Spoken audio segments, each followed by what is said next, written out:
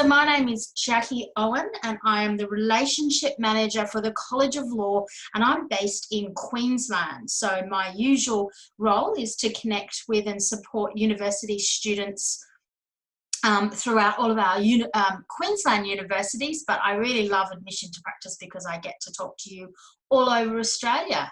Excellent, Peter. Well, I'd like you to be setting one up after this session, and again, I'd love to be your first connection. So please, the last slide will have my LinkedIn name, but you can just type Jacqui Owen, which is Jacqui Owen, and I'd love to be everyone's first connection.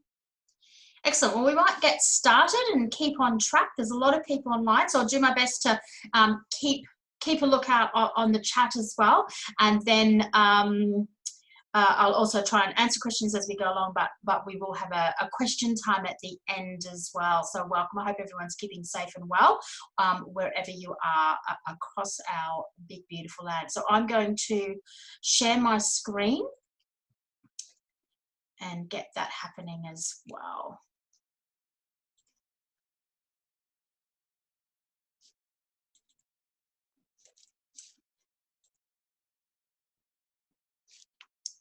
Excellent. Well, hopefully you're all seeing that screen, and I'll just pop up the chat as well.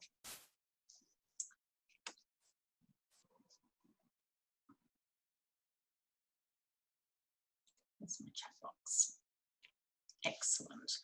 Okay, well, as I said, thank you very much for joining us. My name is Jacqui Owen and I'm the Relationship Manager with the College of Law Queensland, and it's really exciting to be able to be on this national forum talking to you all across Australia about LinkedIn. Now, I'm just having trouble seeing my chat box in the share screen situation, so I may not be able to see your questions. Oh, there it is. I've managed to pop it on my other. I can see it now, so I'll keep an eye on that. So let's get started. So a lot of you have indicated that you do have a LinkedIn profile, but you're not using it as much as you would like to be using it. Some of you have indicated that you'll be setting one up to today. So first of all, I'd just like to draw your attention to a document that you can download from the College of Law resources page, and I'll pop a link up to that at the end of this session. So this is a booklet, Getting Linked Into Your Dream Career, that the College of Law has developed, and that's available to be downloaded from our resources hub. So I'll give you a link to that at the end of this presentation. So this is this presentation just goes through a lot of the basics about LinkedIn and some little tweaks that you can make to either further optimize your LinkedIn profile, make it look a bit more professional, and maybe to give you a bit of confidence to start using your LinkedIn more. So LinkedIn's been around for I don't know, 8 or 9 years, I guess now. When it first came out, I remember sort of rolling my eyes and thinking, oh, it's just another social media that you've got to check and be active on, and I don't know whether, I can be bothered with it, or I didn't really see the importance of it. But the role that I was doing at that time, we needed to create a LinkedIn group for the group that I was managing, and so we decided to set up this LinkedIn group, and then of course I had to set up a profile to be able to do that.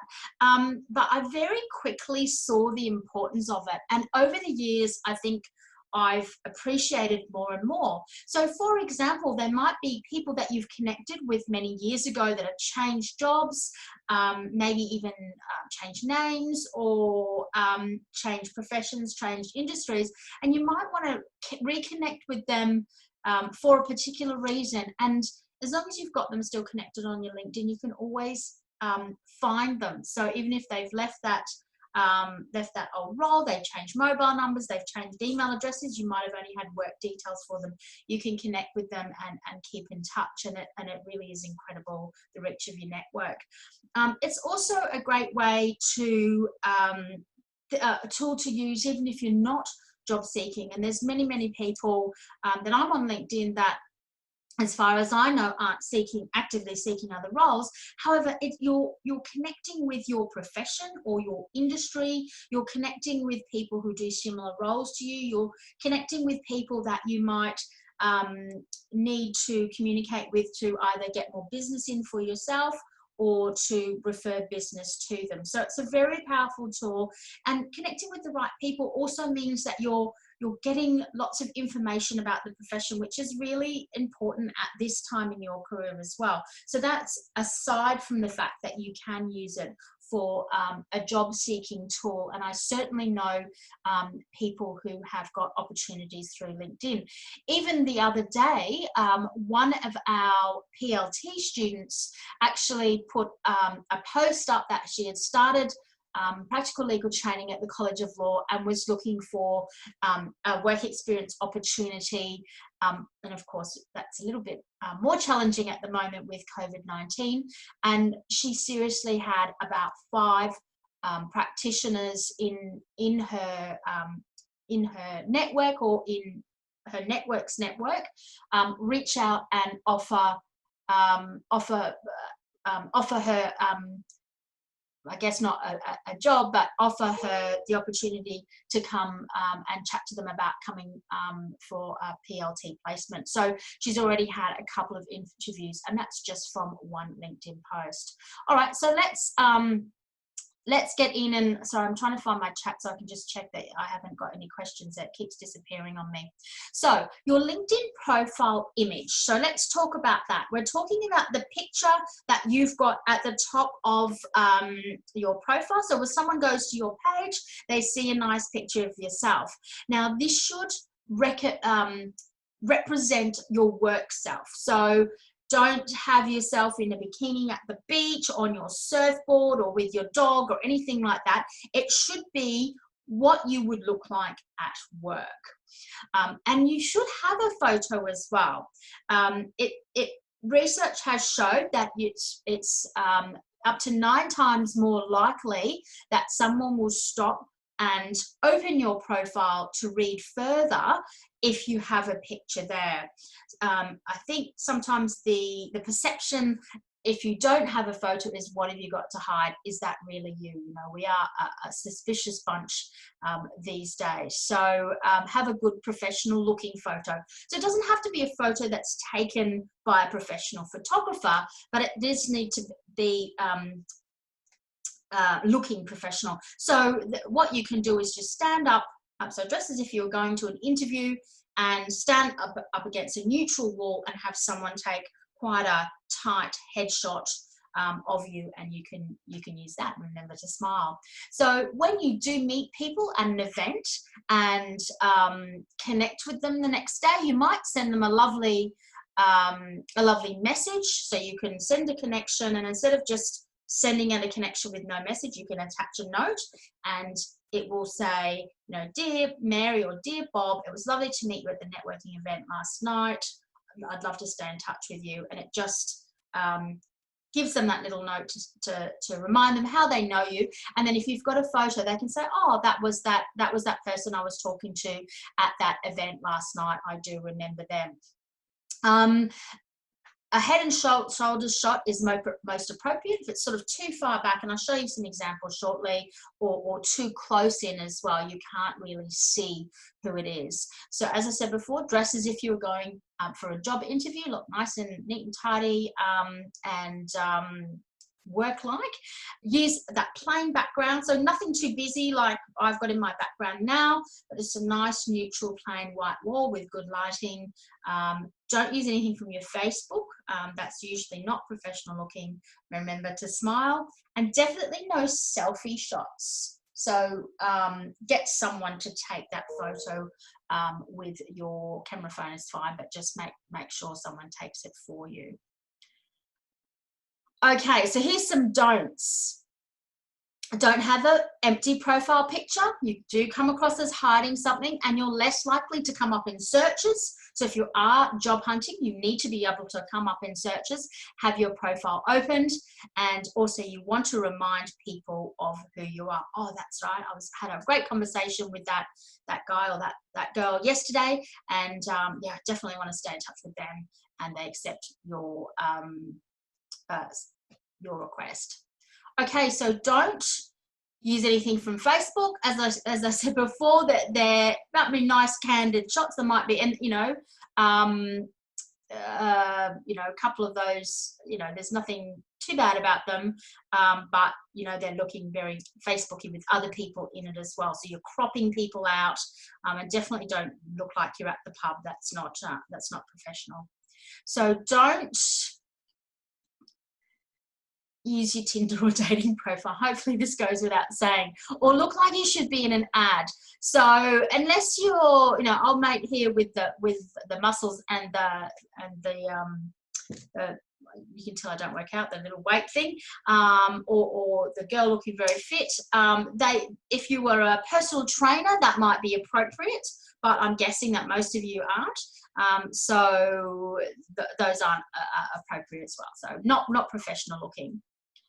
So don't use your holiday snaps. So again, lots of those are a bit too far away. You can't really see who that is. And it's not, unless you were a travel agent, of course, they might be appropriate if you're a travel agent. So, don't use your holiday snaps. Again, they're probably more appropriate for Facebook. Don't show off your action snaps. You usually can't be seen, and it's not a professional image, unless, of course, you are a snowboarder and you do that for a living.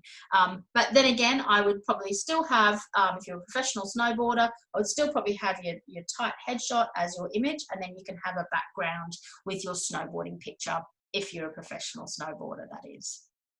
I'm guessing most of you aren't. Just be careful on having a photo too close. It's a little bit, like having the face up there. You can't see the person properly as well. So it's just a little bit awkward. So again, unless you're a wedding celebrant, potentially not appropriate to have your wedding or your old formal pictures. I have seen a couple that looks like they were at the formal, and they very obviously cut their mum or their date or whoever off. So again, not professional. And I love my dog, but potentially also not appropriate to have your horse or your dog or your cat in your a professional photo. And showing how hard you work. This is just a little bit obnoxious. Nobody is too busy or important to stop for a photo. So just make sure you get the idea. All those sorts of don'ts. So just a nice, boring old headshot, head and shoulders. Is what you'll need. So the background banner, so this is wasn't an original feature of LinkedIn, it's come in later, and I really like it because it's a way to show a touch of your personality, to make your profile a little bit more eye-catching. And this is the one that I have on mine, and the little backstory with this is I'm the relationship manager of College Royal Queensland. This is the city skyline of Brisbane and Eagle Street, which is all those buildings in the background. So that's where a lot of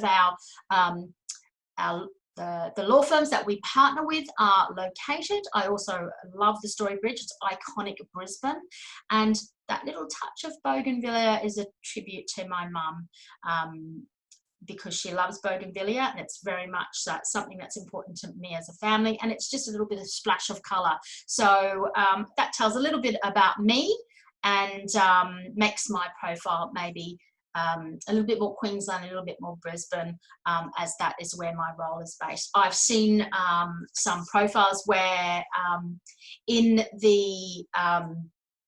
his description his career goal is to work in Hong Kong, and he actually had the skyline of Hong Kong. So I guess that's using it as a little bit of a vision board. I did see someone raise their hand. I'm just having trouble viewing my chat box here. I'm sorry. I'll keep going on the slides, and then I might just stop sharing for a moment and go back so I can see I'm clicking on it, but I can't bring my chat box up. Okay, so LinkedIn professional headline, profile headline, sorry. So this gives an immediate impression of who you are as a professional or who you aspire to be. So just be a little bit careful when you put all your jobs in to LinkedIn. It will put your headline as the most recent job that you are currently doing, or your most recent job.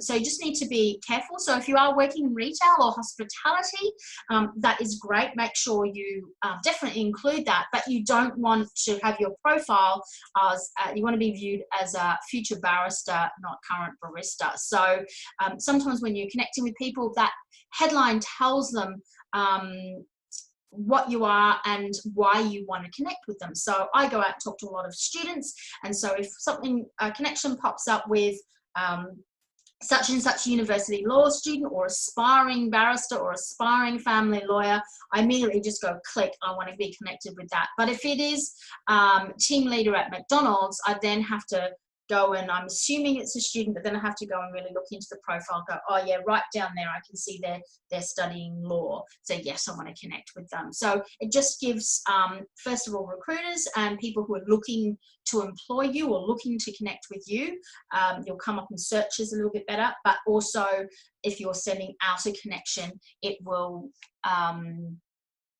inform people and give them that immediate information that they need to be able to accept your connection request. So it will help you come up in searches, and it needs to be a short, memorable, professional slogan for you and your personal brand.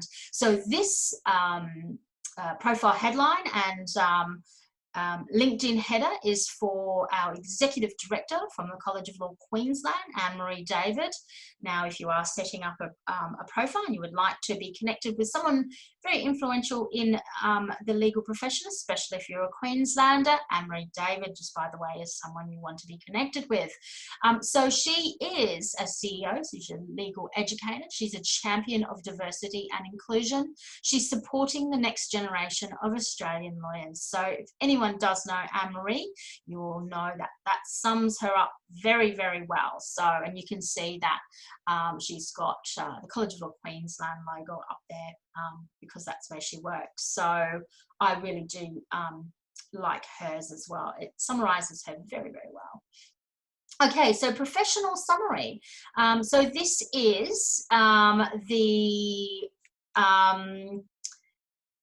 the opportunity for you to make a first impression. So this is the box underneath your headline and your name that you can actually write some free text. So it's really critical in terms of building connections and relevance for the reader. So this will be your opportunity to tell a bit of your story, who you are, who you aspire to be, and you know, what you can offer them as well. So make sure you write it in the first person. So I do see a lot of lawyers who have that have a profile written about them on their firm website, and then they copy and paste it, and so it reads along the lines of Jacqui is a family lawyer, and Jacqui has done this and Jacqui has done that, and it sounds a little bit pompous, I guess. So you're not writing in the third person. You are writing about, I am this and I am that, and this is what I stand for, this is my experience, and this is what I've got to offer a potential employee. So write about what you do, how you could add value to an organisation that might be looking to employ you, what your transferable skills are, that's important at this time in your career, and also some of your achievements. Include something personal as well. I saw a really good accountant once actually, and he wrote all about his insolvency work and his qualifications, and he was a qualified CPA, and he'd done this and he'd done that. But right down the bottom, his very last one sentence was, and in my spare time, I coach under-9s football, soccer. So it was just that little insight into his life beyond his professional life, but it also showed that he was giving to the community, and he deals with kids. It says a lot about you as a person as well. So just a little personal touch is great as well. So describe your work performance and skills rather than personality traits, and you can use it as a call to action. I invite you to connect with me via LinkedIn. So people might then send you connection requests, or please email me out. Just do be careful about putting your personal details up on LinkedIn though. So you might have a separate email that is just you, like it's not your work email, it's not your Gmail, it's just maybe one you use for LinkedIn. So you could shut it down if something funny happens. I have seen people upload their CVs as documents onto their LinkedIn. If you do choose to do that, you shouldn't really, because you can put all that information on your LinkedIn profile, but make sure it doesn't have address, date of birth, any personal information about that. That's really dangerous to put out into the world. So just be careful what you're doing there. Yeah. I'm just going to stop sharing for a moment so I can come back and see the chat box. And make sure, what do you think about shoulder crossing on the photo? Oh, Cynthia, that's a good question. Sort of like that. I'd probably look more straight on, because that's sort of more, looking directly at the camera, and then head and shoulders just like that with a smile. That's really all you need. So if you try and do anything sort of fancy, it might, save that sort of arty sort of stuff for your Facebook ones. Okay, I'm going to go back into share screen. So there's nothing urgent happening there. So just making sure that I'm not missing anything. So that's your professional summary. And then the next thing to do is to think about your experience. Now, at this stage in your career, and I'm assuming you're all just coming out of law school, about to come out of law school, it doesn't have to be law related, because you potentially don't have too much law experience. As soon as you get an internship, you put it on. As soon as you get a clerkship, you put it on. As soon as you get, a PLT placement, even if it's just 15 days, you put that on as well. But it doesn't have to be law related.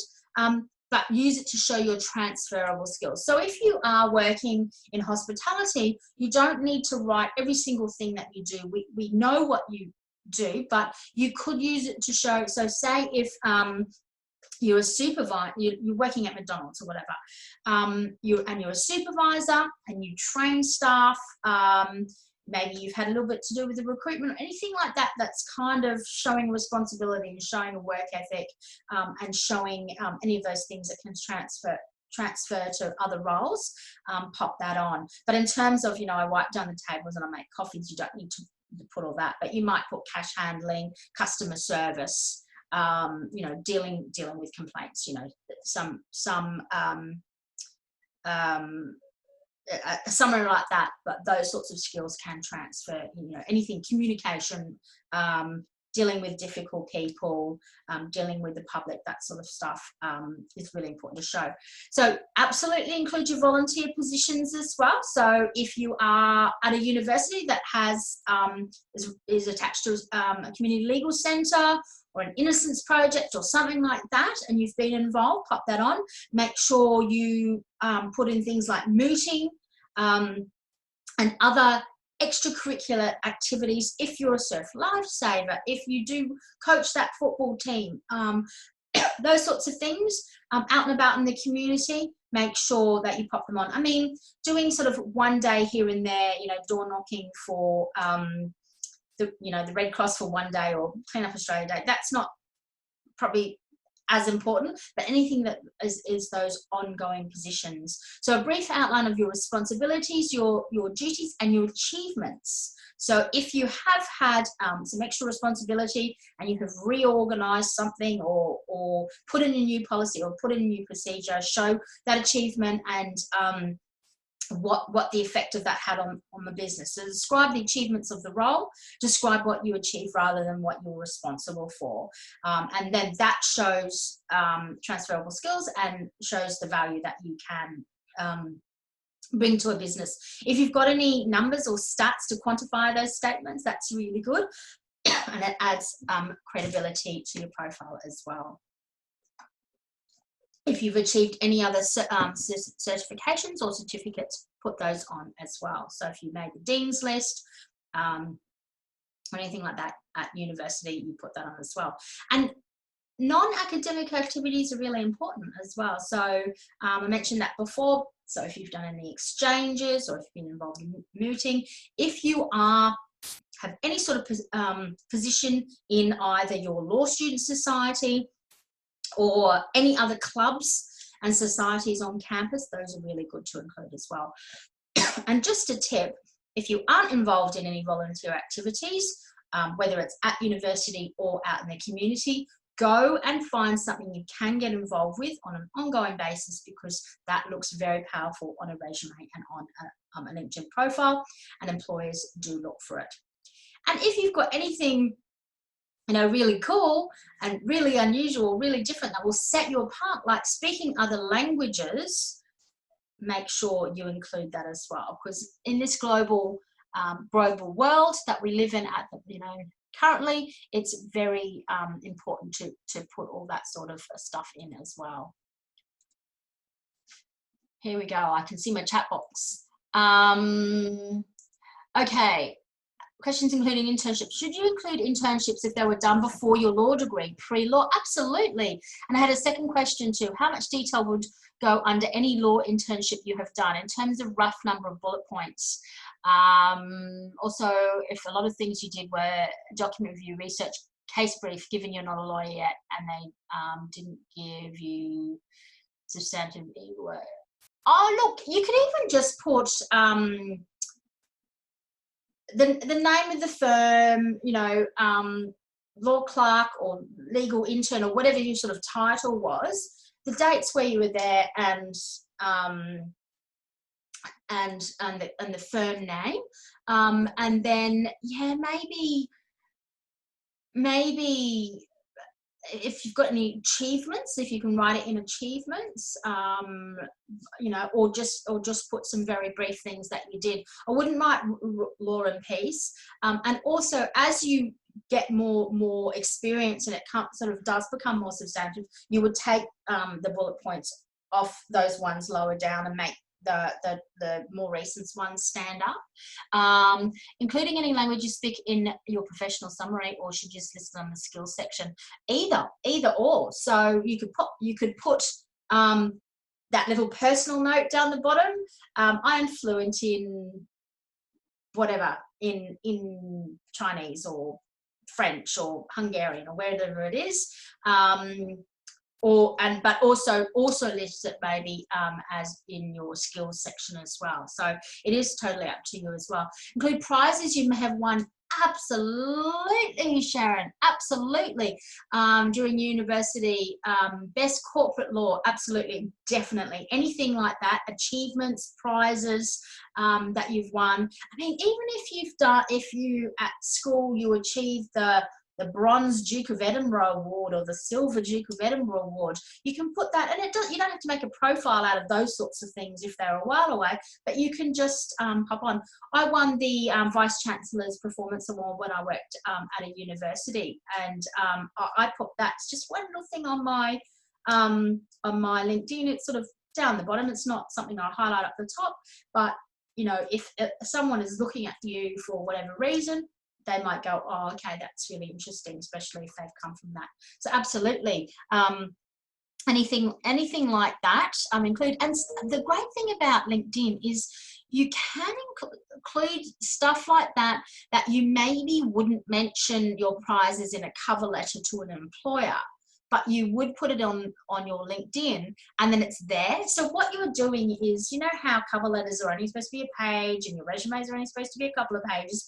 You've really got to tell them the most important sort of hard-hitting things to you know, because they make a decision whether you're yes or no for an interview in 5 seconds. But if they are a little bit intrigued about you, they might go to your LinkedIn and they will then see all those other things. So it's a way of telling future employers more than what you can fit on your resume without putting it on your resume, if you like. So I really like that. Okay. So recommendations and endorsements. This is great. And I might show you my LinkedIn profile after these slides so you can have a bit of a look and see what I've got. Mine's not perfect. But I do have a few recommendations and endorsements. So what these are, they're very powerful. They're a testimony of that's someone that you've worked with. So make sure that they do know you, that they can speak to your skills and your experience, and what it's like to work with you, or you know, or be connected with you. So they add credibility and strength to your profile. So they're really short statements of people in your network about a specific job or role that you've had. So let's just say you've had 3 jobs or 3 roles, and they're current, last one, first one. You can send a request through LinkedIn. So just let's say your manager was someone called Mary of the last job that you had, or your colleague was Bob, whatever. You can send them a request through LinkedIn asking them to comment on that specific role. So in your endorsements and recommendations, it'll come up as this role and people commenting on that role, and then that role and people, and how that, you know, which role they're specifically connected to you with. Now, I like to not just send a request off LinkedIn out of the blue asking someone for an endorsement or recommendation. I like to contact them directly, send them a private message on LinkedIn, text them, ring them, have coffee with them, whatever, and just say, hey, you know, I'm trying to zhuzh up my LinkedIn, whether it's because you just want to zhuzh it up, or whether you are, like some of you guys will be out in the job market. You will just say, look, would you mind doing that? And then send them the link. It makes it really easy for them to do. And then they send it back to you, and you can then say yes or no. And you can actually turn off and on. So say if that job, get a few more jobs, and that job kind of moves right down the list, you don't need that recommendation because you've got ones for more relevant jobs, you can turn those ones off. They're still there. You could turn it on again if you wanted. So that's a really interesting feature of LinkedIn as well. Yeah, so ask former managers or current managers, current bosses, colleagues you've worked with, lecturers, or fellow students as well. So say if you have been involved in any student societies, you could ask the president of the society, or if you were the president, ask one of your vice presidents to write a recommendation about the work that you've done in that space. So make a strategic list and contact those people. I'd probably send them a little private message first. That's just a courtesy thing. Let them know that you're working on your profile and you'd really love a recommendation or endorsement from them to support your job search. And most people are happy to do that. And it's all about quality, not quantity. So you don't need 75. You maybe just need 3. You just need 2, maybe even 1 is all you need. And as time goes on, so if you're just doing your profile now, why don't you have a little goal of even 1 per role that you've held, or 2 all up? That might be your first sort of target to set yourself. So make sure that they know you, make sure that they can speak to your work, and make sure that it's quality, not quantity. So this is a really important one. So customize your URL. So when, and you, those of you who are just setting up your profiles now will notice that when you first go and do it, you'll get a random combination assigned to you. So mine was, say, Jacqui Owen 1 2 3 4 5 6 7 8, whatever. I've then gone and customized it, and in this booklet that you can download are the instructions, but I might try and show you how to do it. It's quite, you sort of follow your nose, although it's a little bit hard to find. The instructions are on here, or Google it. That's where I got the instructions from. So you can just tweak it up, and I've made mine Owen Jacqui, mainly because someone's already taken Jacqui Owen, so that's a bit inconvenient. And coincidentally, I think she's another Australian person. Anne-Marie has hers, Anne-Marie David. So that means that you can put that URL on your email signature. You can put it on a business card. If you've made yourself up a little networking business card, you can use it on your resume. So that's quite clever. So remember how I said it's a good way of telling recruiters other things about you that you can't fit on your resume? Put in your contact details, so you can put name, address, mobile number, email address, LinkedIn profile as well. So they might go, oh, okay, I'll just click on there and go and check them out.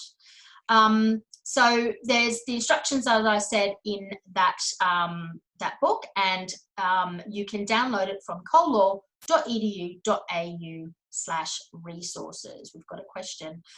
Can you repeat what you said about what to include if you don't have non-academic activities? Can you repeat what you said, what to include if you don't have non-academic activities?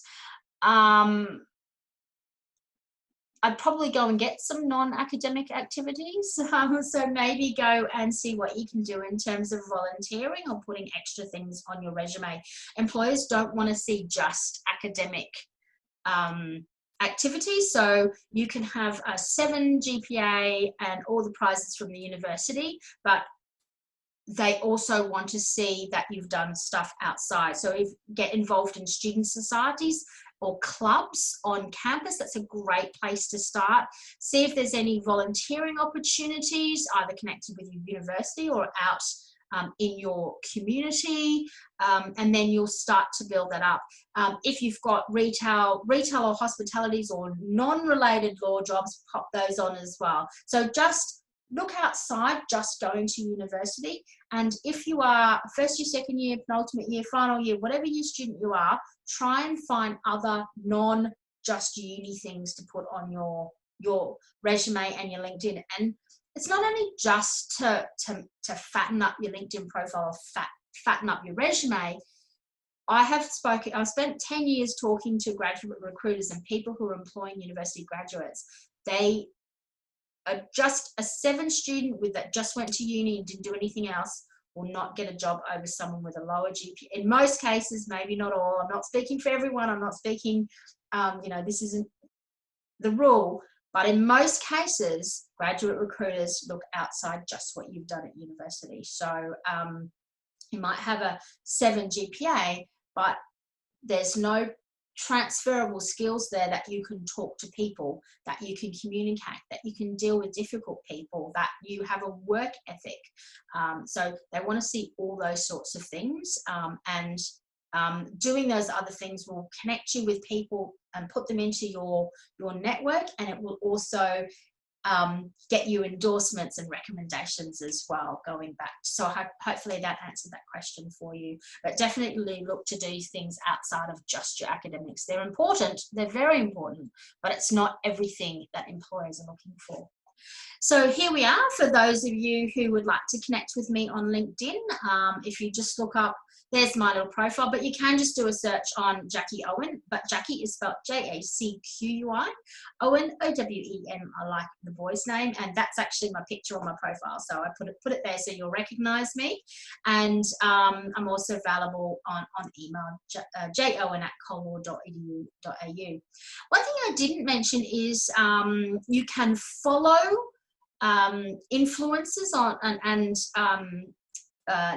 business leaders. So if you're interested in what Richard Branson, for example, has to say, you can follow such people as like that, or Barack Obama, or I don't know, whoever else you think might be interesting. Leading lawyers in your state or in Australia or internationally, and certainly the College of Law is a great place to start as well. So if you just look, the College of Law Australia is our profile. We have all sorts of great articles and tips and information about the profession on our LinkedIn. So that'll come into your feed if you're connected with us. Here's a tip. If you are going to apply for a job and definitely get to interview stage, check out that company's social media. If they've got a LinkedIn profile, be following it. I have my last role, not this current role, I was interviewing for student ambassadors, and one of the girls that applied, when I looked at her LinkedIn profile, she was following the competition and not our company. So I was a little bit, oh, okay, really? I still gave an interview. She still came onto the team, and she was one of the best student ambassadors that I ever had. But there was a little bit of a moment there when I actually questioned whether or not to give her an interview, because she seemed more interested in my opposition, not in our organisation. So she very quickly changed that. All right, I'm going to stop sharing the screen and go back to the question bar. See where I'm up to. LinkedIn sounds like it should be your online resume. Yes, yes, it is, but it's more than that as well. So it's not just for job seeking. Should we include non-related law, part-time work? Yes, absolutely. Waitressing included in a resume and LinkedIn when applying for law-related jobs. Absolutely. That's a good question, Kim, actually. Okay, so it kind of depends on where you're at. So if you don't have any law jobs, you put that on and you maybe write some of those transferable skills. So we don't need to know I can make coffees and take orders. You need to know, we need to sort of be told customer service, you know, dealing with difficult customers, you know, maybe you trained some of the, you know, training of new staff, those sorts of things over and above what we all know. I mean, everyone has been to a cafe or restaurant and knows what a waitress does a lot. But certainly, you know, a lot of lawyers that are interviewing might have started their lives in hospitality. And we all know how hard hospitality workers, and, you know, it does show that communication and dealing with people. And, you know, especially at the moment, there's some not very nice people around. So, you know, arcing up against the government. So if you're frontline at the moment, you're certainly doing a wonderful job, and thank you for that. You know, and maybe dealing with a few cuckoo la la people. So, you know, it's very important. Now, when you are up to your even first job in law, so let's just say you're now applying for your second job, you would definitely, you know, concentrate on that first law job, and then your waitressing job just might come down to these dates, this cafe, whatever, just to show that you've had a little bit more of a work history. Maybe when you get to your third law job, so now you've got 2 law jobs on your resume, you would drop that waitressing off. So it's a live, living, breathing document, your LinkedIn, and you will edit it. So it's like if you say you were a school captain, or you were a prefect, or you were a house leader, or something, you might put that on now as to show sort of leadership.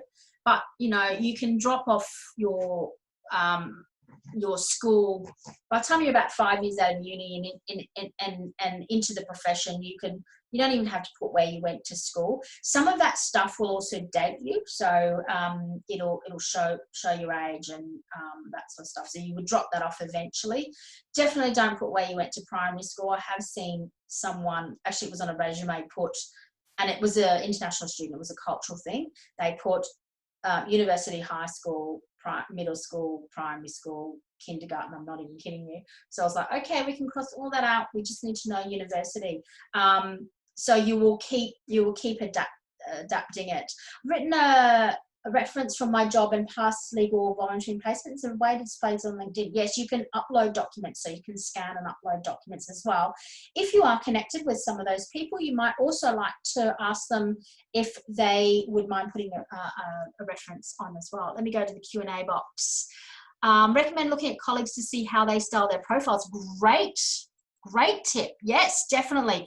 Go and get ideas from other people's profiles as well. So if you think, oh, I didn't think to include that, I better put that on mine. So don't copy, obviously, but go, that's a great idea, apply it to mine if you think something's eye-catching. Is it weird to send a message to a recruiter you connected with on LinkedIn? No, not if you have a reason to contact them. So you could send them a message and say, no, hi, Bill, or hi, Mary.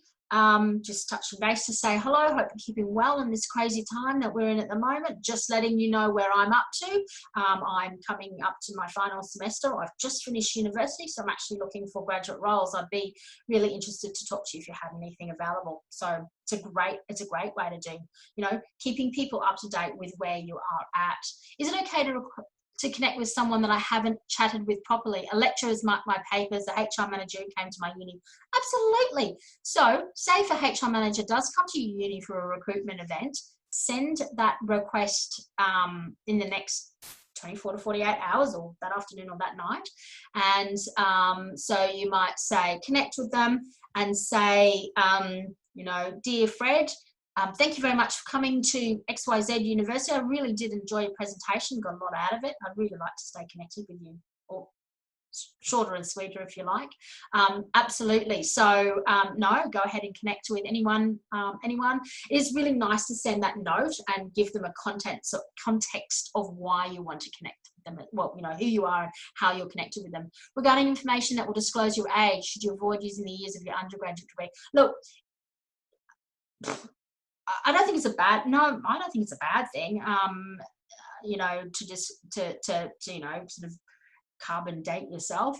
I've got all that on mine. I mean, you know, age is something that you don't disclose well, legally, you know, in a resume. I just think once you are of a certain age or a certain thing, you can start dropping off that high school thing. Also because you do want to give you know, you do want to sort of, you know, you're past that stage in your life, you know what I mean? You've moved on for it. So if you are straight out of school and into university, it's great to put your, you know, some achievements in school, because you need stuff to put on there, not just stuff for the sake of the stuff, but it is stuff that adds value. But as you get further into your degree, so if you have done an undergraduate degree and you're now in a master's program or with some industry experience, you'll start to drop off that early stuff as well. So it kind of depends on your situation. It's a bit like your resume. Stuff will start dropping off the bottom eventually. Do I need to put on LinkedIn about my transfer between different universities? Yeah, you could. And you could even put, you know, I've recently moved from such and such and such and such, and now I'm at this uni. You don't need to really explain why you transferred, you know, that's something that can be discussed in an interview. There's lots of different reasons that, you know, but you would put maybe, you know, the years you were at the first university and then the second university. So I think I've answered all those. What I might do is see if I can, my other screen's gone black. I'm not having a very good day here, am I? I was going to try and share my screen, but I don't know that I can at the moment. What's the time? 1:19. We're nearly at the end, actually. I will try and here we go. I'm going to try and get my my LinkedIn, and there's a couple of things I'll want to show you.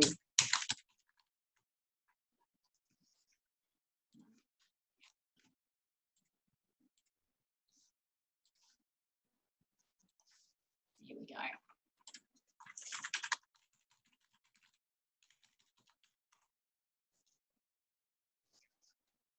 So is everyone feeling a little bit more confident about doing a LinkedIn profile? If our education was done overseas and we came to Australia 4 years ago, how much overseas will matter to employers in Australia? I'd definitely put that on. If you've done some university education, makes it round. It sort of tells the story of you. Absolutely, no, that's really, really good. Do you have any tips on how to brand ourselves on LinkedIn if we have a career in another field, which is reflected in our LinkedIn profile, but are now looking to transition to law? Oh, that's great. Absolutely, put your previous stuff on, and you might. I would probably use the the free text box up the top, Anders, and tell a little bit of your story. I was originally, you know, I first trained as an accountant, or no, we've got a couple of people in a panel tomorrow night that are that they're now lawyers, but they used to be nurses, both of them. And you know, having spent 10 years as an emergency services nurse, this is what inspired me to come to the law. So absolutely, that's a really good way of differentiating yourself. So use that free tech stuff, but obviously you would have your other roles as well, and then that will be an I'll probably even mention it in a job application letter briefly, because that you're bringing a lot of other skills and a lot of other experience to your offering as well. Is it okay to use your preferred name? Absolutely, Bridge. My full name is Jacqueline, and I am only Jacqueline when I am in the getting called in to the doctor's office or in trouble with my mother. So definitely put Brit Munro if that's where the name that you prefer to be called. Absolutely. On your resume, you would probably put Brittany Munro, and then you would maybe put brackets preferred name Brit, so that they call you Brit in an interview, but they will need your, and often when you've got a position, they'll give you forms to fill out, and so Jacqueline Owen is how I fill things out, but my preferred name is Jacqui because they'll need to do official documents. But on a LinkedIn profile, Brit is certainly okay. Oh, thanks, Sally. Appreciate that. Excellent. Thanks, Peter. Excellent. Well, I might try and share my profile and show you a few things. Oh, end of slide, click to exit. Okay, we need to, I don't know. I'm on my home computer, so that things are not as, I'm not as familiar with using Zoom on my home computer. So I think what I need to do is, I don't know, I'm trying to get my, I've got it on my other screen.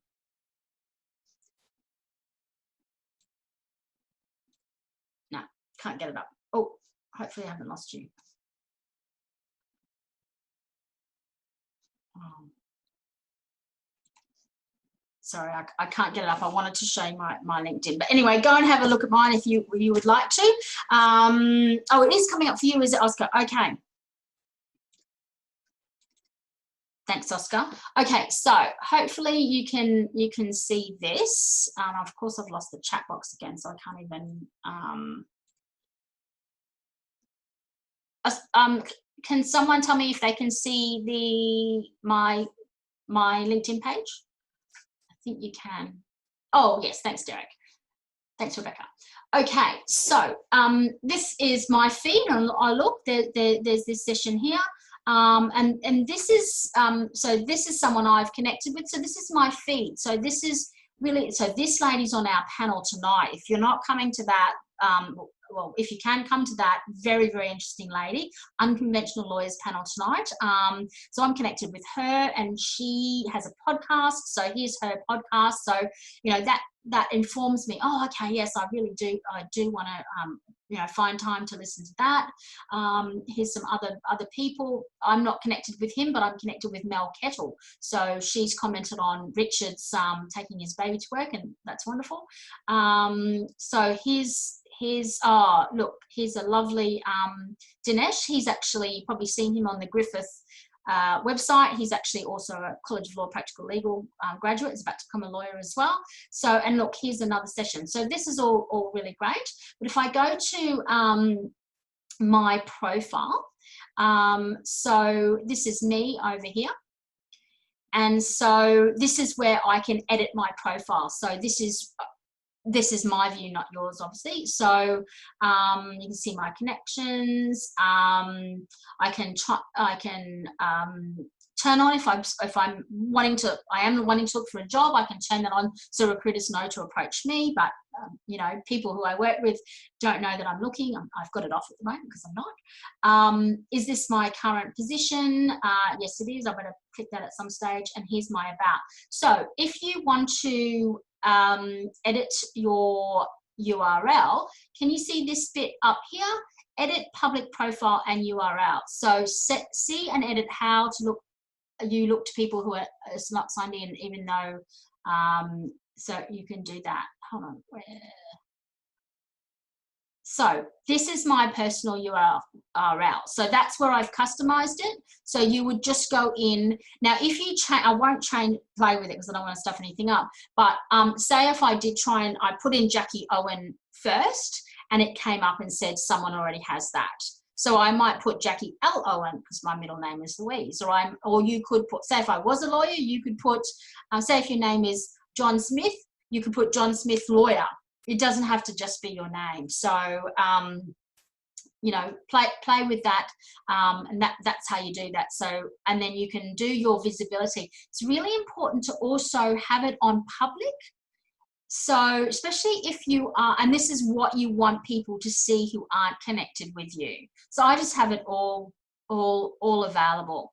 But you can also, like, this is if it's just first degree connections, your network, or LinkedIn members, or public, which means people who haven't got a profile as well. So it comes up on searches. So if you're job hunting, you definitely want to have that open to the public and not you know, not hidden, because that's not going to do you any good, is it? Excellent. Awesome. Well, it's 1:26. We look like we're finishing right on time. But I'll hang around here and see if there's any more questions. Really, really lovely to have all of you join us, and please check out the rest of the schedule. It's only Tuesday and we've got so many more sessions. So a session that the College of Law Queensland is bringing in this afternoon at 5:30 Brisbane time, so adjust for your local time.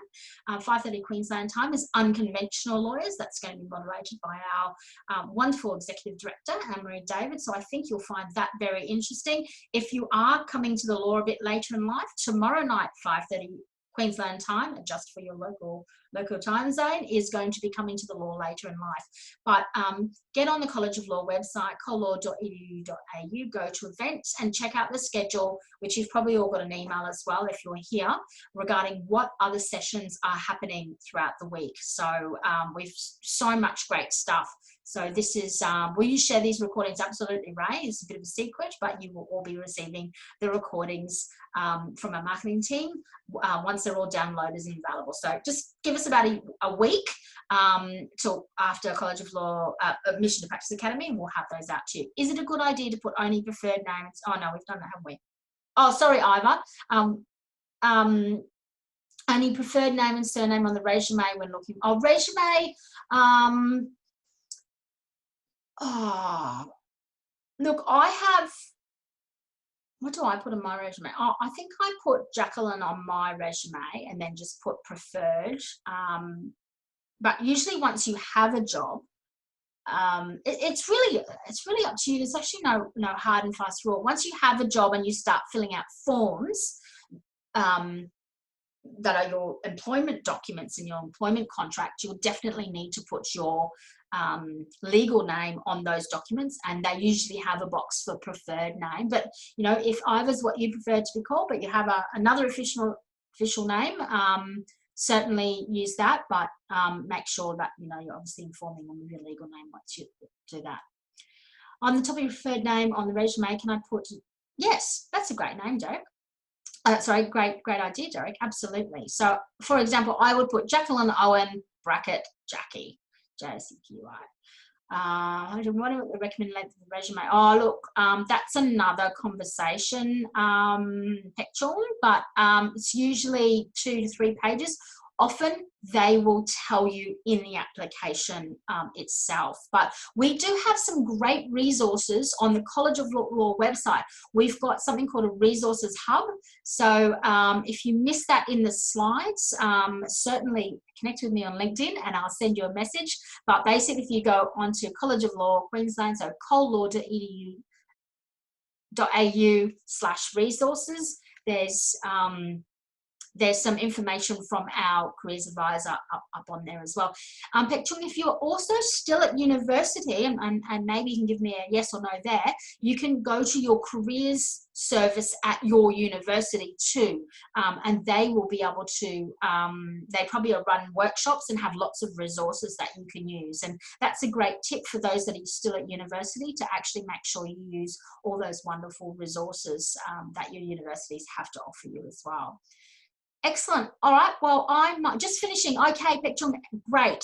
All right, go straight to your university website and Google Careers and Employment Service, and get on and see if you can make, if you're not sure, maybe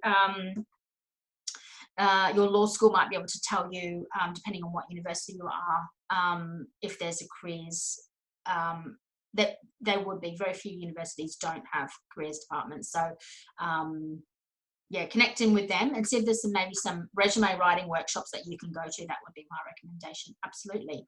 But usually 2 to 3 pages is the short answer to that.